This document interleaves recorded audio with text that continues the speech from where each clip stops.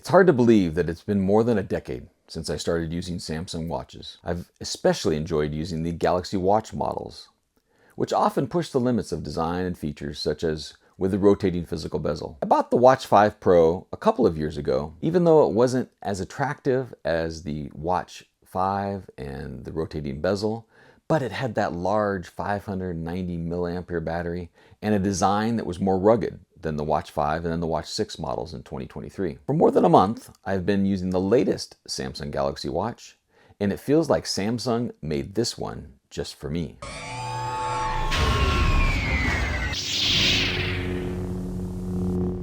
Hello everybody, this is Matthew Miller, also known as Palm Solo Online, and thanks for visiting the Mobile with Matt channel. Please consider subscribing, leaving comments as I respond to all of them. I recently traded in my Watch 5 Pro for the Galaxy Watch Ulta with a generous $350 trade-in value that I just could not pass up that offer. Samsung is generous with its trade-in offers, but make sure you take photos and videos because there have been some issues with trades in the past. I've experienced them. Funny, just before recording this video, I received an email because apparently I performed the reset on the watch, but it looks like I didn't fully reset it, so now I'm getting charged another $350 for the Watch Ultra, and I'm not going to argue it. Unlike some trade-ins in the past, this one appears to have been my fault and there's nothing wrong with the watch. Thankfully, Samsung's actually going to send the Watch 5 Pro back to me so I can use it for a trade-in for the Ultra 2 or something else, and they're not just keeping it like Google did with one of my Pixels when I tried to trade that in. I bought the Galaxy Watch Ultra, this one here, in the titanium gray, along with the orange marine band, since Samsung also threw in a free black trail band that I'm wearing right now. The watch is also available in titanium white and titanium silver, but I liked the darker bezel with the orange ticks around the bezel, and I'm very happy with the selection that I made. Let's get this out of the way before we move on to the rest of my thoughts and experiences on the Samsung Galaxy Watch Ultra. There's been a lot said about Samsung copying Apple, and as you can see, I have the Apple Watch Ultra 2 and the Samsung Galaxy Watch Ultra on both wrists. A lot has been said about Samsung copying Apple with that orange button, the marine band design, integrated LTE, and much more. Samsung may indeed have taken some inspiration from Apple, but people either own an iPhone or an Android phone, and neither the Galaxy Watch Ultra or the Apple Watch Ultra 2 work on the other platform, so it's really a moot point. It's not like you can buy one watch and use it on the other platform. Orange is also an international safety color, and with this watch being designed for outdoor adventures, it makes sense to have orange highlights, a siren, and cellular connectivity. Since I cover mobile technology here and on ZDNet, I use phones from both platforms, and I have used phones from many platforms for more than 20 years. So I've used both Ultra watches extensively. And I'm going to try to keep this video focused just on the Galaxy Watch Ultra from here on out. Let's start off by talking about the hardware a little bit. In my humble opinion, the Samsung Galaxy Watch Ultra is one of the best looking watches I've ever used, with that unique squircle design case, but a round watch face. Maybe the four corners were unnecessary, and I see a lot of talk about that wasted space, but if it provided more room for a larger battery, maybe improved sensors and other design elements, then that's even more reason to employ this unique design element. I actually prefer it over the Apple Watch Ultra 2, and I'm especially pleased that all three hardware buttons are found on one side. The Galaxy Watch Ultra reminds me of some other luxury watches and higher end watches with unique design elements. We all have our own opinions about when it comes to the look and feel of our gear, including the watches. I personally love the look and feel of the Galaxy Watch Ultra, so let's move on. The watch measures 47.4 by 47.4 by 12.1 millimeters and weighs in at just 60.5 grams. It's perfect watch for my 209 millimeter wrists, and it has a gorgeous 1.5 inch Super AMOLED touchscreen display with 480 by 480 pixels resolution. I thought, being the Watch Ultra is bigger than the Watch 5 Pro, that it might include a larger battery and take advantage of having some longer battery life. It turns out it has the same 590 milliampere battery capacity as the Watch 5 Pro, but Samsung delivered on the battery life, and I'm seeing longer battery life than I saw on that Watch 5 Pro, and it closely matches my experiences with the Apple Watch Ultra 2, which also has pretty good battery life. The Samsung Galaxy Watch Ultra is powered by a Samsung Exynos W1000 processor, and it has performed flawlessly. I haven't seen a lag in anything.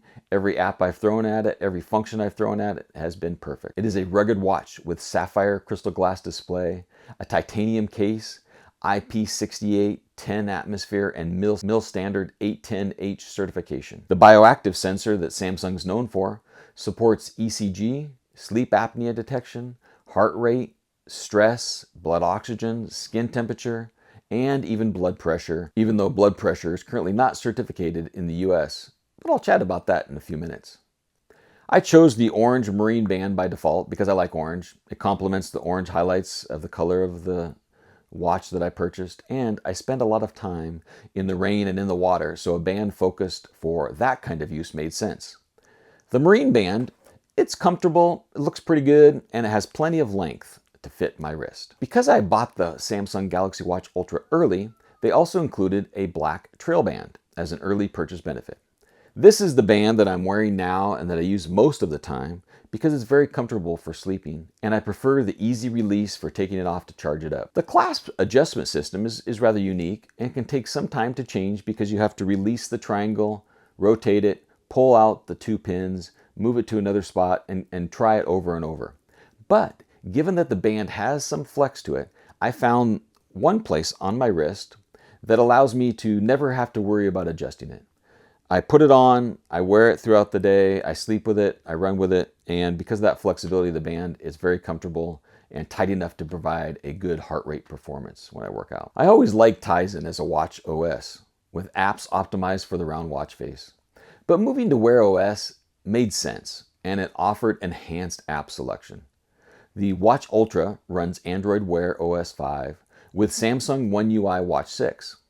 I created a spreadsheet with all of my Apple Watch Ultra apps and all of my Samsung Watch Ultra apps, and there were only something like 7 out of 35 that were missing on the Samsung Watch Ultra, but most of these were not critical apps. They were apps that were loaded by default when I installed the apps on my iPhone and went to the Watch Ultra.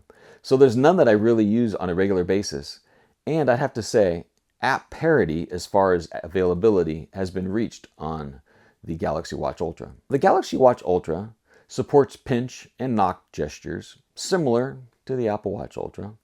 The pinch support isn't yet as extensive at Apple's, but I have a setting enabled where a pinch icon appears on the display when you may choose to use that gesture. So at least there's some guidance for the user of when that gesture is applicable, and that's kind of handy. Now there's also a double knock gesture, kind of like that. And I have it set to my flashlight, but it only works about 50% of the time. And much of the time, I'm knocking the crap out of it and actually hurting my wrist a little bit by trying to knock too hard. Maybe I'm doing it wrong, but right now the double knock doesn't really work, so I'm not really happy with that. I am, however, thrilled with the available watch faces and the extensive support for complications on those watch faces. Third-party apps can also appear as complications. And on my watch currently, I can choose from more than 100 to appear on various watch faces. Now, I think the most on one watch face was about 7 complications.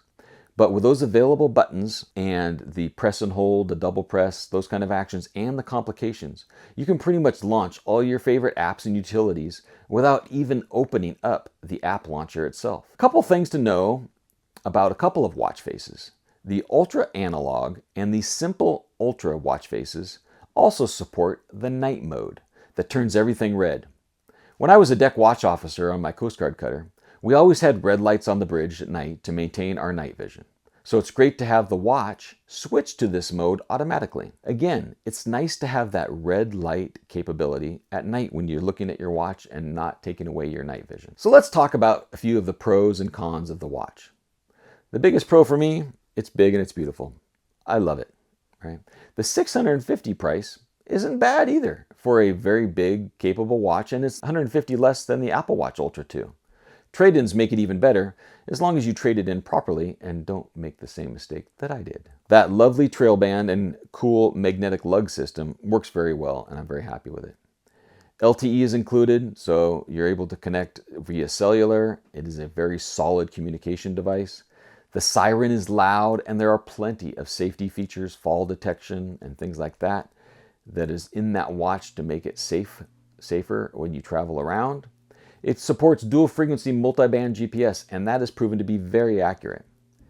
The heart rate has also been pretty reliable for most exercises, and it has been accurate.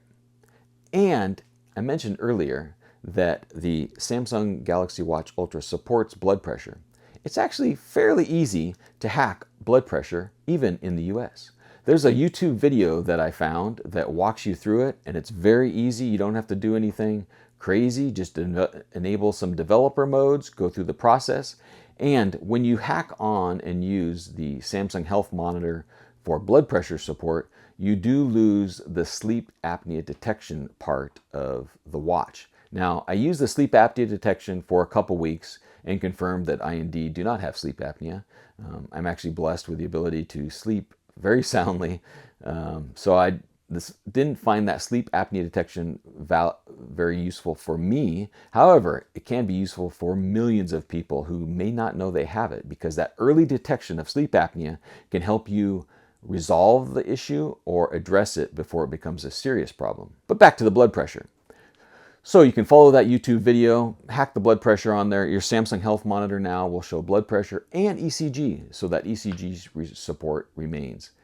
I've been diagnosed in the past with elevated blood pressure, and I've taken some medications in the past. So having the blood pressure capability on the watch itself is pretty useful for me. Because one thing with blood pressure, it pretty much shows up when I go to the doctor, and it's been diagnosed in the past with white coat syndrome. And that means it's important for me to take my blood pressure at home outside of a doctor's office and see if it truly is high. And I'm finding that I may not need to be taking any medications. It's not all wonderful and great of the Samsung Galaxy Watch Ultra. You cannot connect the watch to external sensors like heart rate straps, speed and cadence sensor, and other things that you can on other smartwatches. The heart rate monitor has been great for running, but not so good for cycling. And I would like to use a arm or chest strap for cycling, but I can't do that now on this watch. You also can't get rid of Samsung Wallet. And there are some duplication of Google and Samsung apps on there, but you can get ways around using Google Assistant instead of Bixby, Google Wallet instead of Samsung Wallet. But one of the buttons is stuck on Samsung Wallet, and you can't change that. A month with the Samsung Galaxy Watch Ultra resulted in me using my Galaxy S24 Ultra phone more than I have since I bought it back when it launched earlier this year. I think the Samsung Watch Ultra hardware is nicer than the Apple Watch Ultra 2, and it matches my larger wrist size better as well. I would like to see that support for external sensors. But I do find the wrist-based optical heart sensor to be fairly accurate for most of my activities. I don't really understand why there's not support for that when there's Bluetooth in the watch, and maybe we'll see that in the future. But it was off quite a bit when I was cycling. The Galaxy Watch Ultra works very well for communications, messaging, sleep tracking, running, Google Assistant on the wrist, and much more. Samsung and Apple have stepped up with these larger, durable smartwatches that are challenging flagship sport watches in all areas, except of course for battery life. You're going to get 2 days, maybe into the 3rd day with the Samsung Galaxy Watch Ultra, where sports watches will give me a week, 2 or more. So battery life is the one area that can't be addressed, but then again, look at all the functions and capabilities these communication devices are providing. Thank you everybody for watching. Please subscribe and share, interact with me here, and stay tuned for more coverage of various types of products related to technology and mobility, including e-bikes, wearables, fitness and health gear, and more. May the mobile force be with you.